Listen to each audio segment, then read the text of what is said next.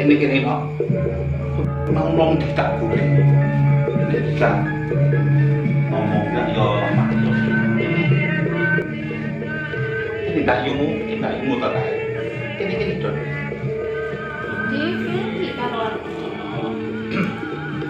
sekolah ngendi dolan sekolah ngendi tak goleki ket mau kok senengane dolan. Iki lho panek dolan mboten bali-bali. Dolan iki ta mak ngono iki. Aku iki sakpoke ditinggal ibu mungkin nek ora caket karo kowe kabeh kira bapakmu nglanget dadi gabut rasane. Ngerti ra? Ngertos, Pak. Apa meneh nek deleng kowe rombak yumu tansah padudon.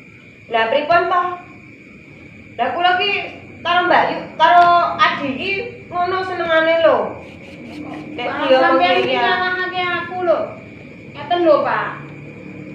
Mbak Yu Sundari niku nek kalih kula ki kok mboten tresno ngoten lho. Kamangka sampune simbok mboten enten ki lak nggih Mbak Yu to sing kudune bisa njaga kula kali adik kula.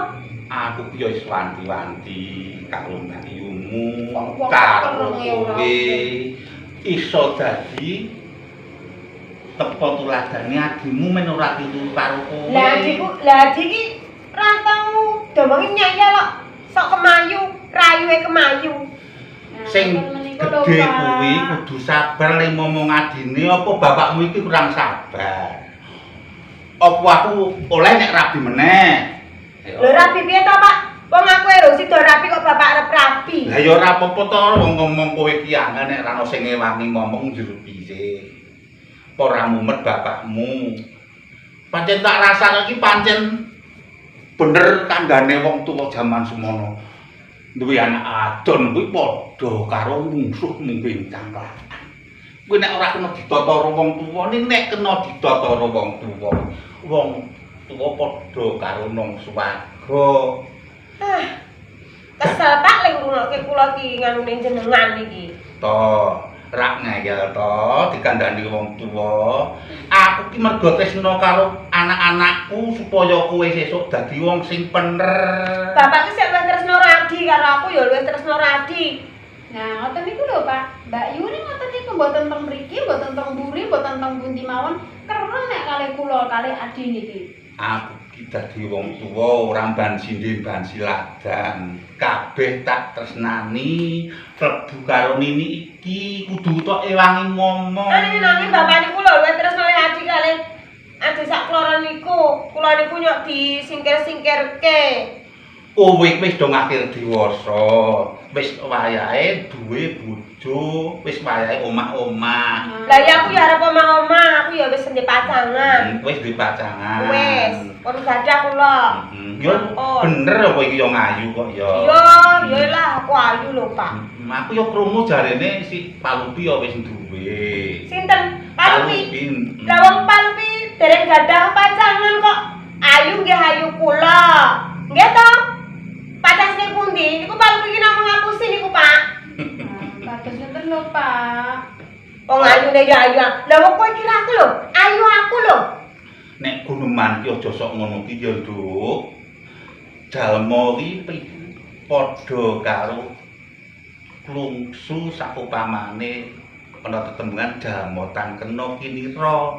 Ah, sarep purun kali si Palupi niku sinten, Pak? Malah wong senengane kok kaya ngono lho karo adine. Sampeyan kok seneng nek aku dadi prawan kasep. Wong kowe iki nyatane ya ora ono sing do gelem karo kowe kok ngaku-ngaku ndek pacar. Aku duwe pacar Kowe kira mongso ora to? Nek kowe kira aku ki ayu aku. Aku ki duwe pacangan. Sapa? Mas sampeyan ora ngerti. Pacanganku wong Ame ngapusi kuwi kok. Ngapusi niku, Pak. Ora sah do udur, pokoke esuk do duwe jodoh dhewe-dhewe. Ya. Bapak niku nggih ampun ngoten. Lah piye? Kula ki kok senengane saben dina niku diseneni kali Mbak Yu. Mboten salah, mboten luput digoleki salahe, goleki lupute terus. Ya sae wong yo ora ayu kemayu kok kowe iki. Aja ngono to, Nduk, mesake adimu. Tunggalmu ki ming siji. Sesuk nek ya loro sing cilik kena jak mbat-mbatan. Sesuk nek ana apa-apa, perkara omah-omah kuwi mau sing tok sambat sebuti ya mung tunggalmu kabeh. Ora kena kereng-kereng karo adine. Ini kok ngeyel kok. Aku lho. Senengane nek kali kula. Oh, monggo-monggo, nggih, monggo. Wonten tamu, Pak? Mentang. Ada kok bagus. Kok yo rasane lho. Ini sinten?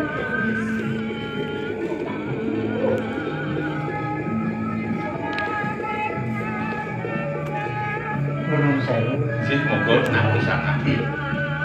Saderengipun kula ngaturaken wonten sang dados pitados-ipun kula sowan wonten ing kademan iki langkung rumiyin kula ngaturaken pangabekti kula pundi. Genep aturmu tak tampa pangestuku tanpa nono. Nggih. Salajengipun sowan kula wonten ing kademangan mriki ancas kula badhe mados pedamelan Arep golek gawean. Ning jur jenengmu ki sapa? Ah nuwun sewu Piteman. Kula menika pun sampoko. Oh, sampoko. Nggih. Pak, Apa? ditampa wae, Pak. Aku seneng karo sampoko. Enggak bagus lho, Pak. Ya ora apa-apa kok ditampa ya ditampa tak takonani sih. Golek gawe. Sarung. Ngopo to kowe iki? Meneng apa kowe iki? Mboten kok kaya ngoten lho, Pak. Niku lak Nggih, iso Pak. to. Enten uang. Ora apa-apa, Nduk. Wong kuwi diwatak dhewe-dhewe. Sampoko Wonten timbang. Yo ben. Nek aku oleh ngerti kowe iki bocah saka ngendi. Nggih, nuwun sewu Piteman. Kula menika lair saking dusun, saking laladan. Ora apa-apa wis tlatah pinggiran desa wetan kae to. Nggih. Nah, ngono kuwi. Kene yo ben cerak. Cerak. Ya mung cerak. Ora adoh saka kene. Nggih Piteman. Arep golek gawean. Nggih. Menawi wonten kepareng dalem Piteman pedamelan menapa kemawon kula sagah nglampahi waton kula menika dipun paringi pendamelan Piteman. Pak, wis pokoke dikek apa wae gawean ra apa-apa sak karepe ati golek gawean apa ditampa ya Pak ya. Aku seneng ya Pak aku karo bagus iki Pak.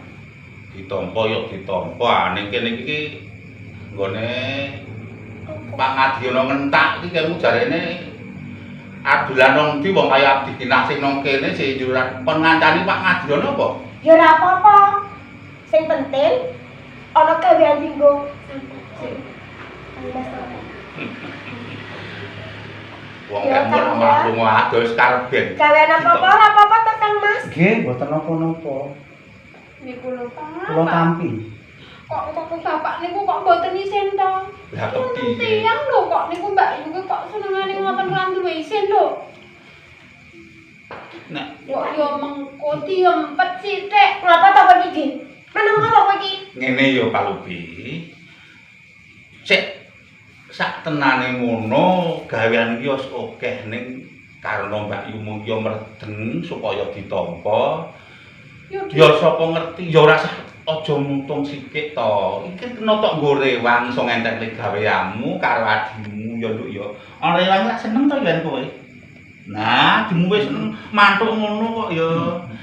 Kakang sampoko ya apa-apa iso ya Kang ya. Nggih. Ngene Kok aku utamanya nemburi ya Kang apa ya. mawon. Ya Kang ya engko ya Kula Kang ya. saged. Heeh ya. Nggih. ngene sampoko. Nggih, Piteman. Senajan kene wis ora ana gawean, rehene anak iki seneng supaya tambah enteng gaweane, kowe tak tampa. Nggih, nggih. Ngaturaken panuwun ingkang tanpa pindhang. Kula dipun tampi wonten ing kademangan mriki Piteman. Iya Kang.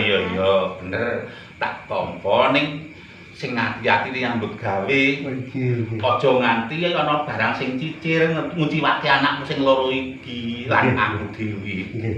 Mestakaken dawuh Piteman. Engko raku ya rono metu rapung kok. Ya ora mung karo kowe kono cah telu. Ora Dituturu ora nyambut. dhewe. Ya ora Ora apa-apa. dirasa. Wis kono bicarmu mundur kono. Ayo Golek gawean sing bener. ayo Kang. Ning lak yo aja ngono kuwi ora wae. Nggih, nyuwun pamit nggih Piteman. Iya. ngoten niku Mbak Yu lho.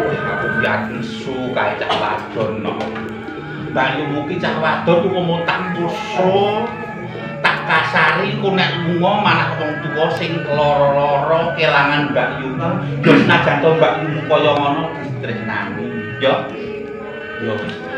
Aku njaluk karo kowe sing sabar senajan to kowe luwih enom ning sing dewasa lan mikir dimong Mbak Yumu karang watake kaya ngono. Ya. Diawat-awati aja nganti kebablasan lis rawung karo sing sampoko mang. Ayo diawat-awati.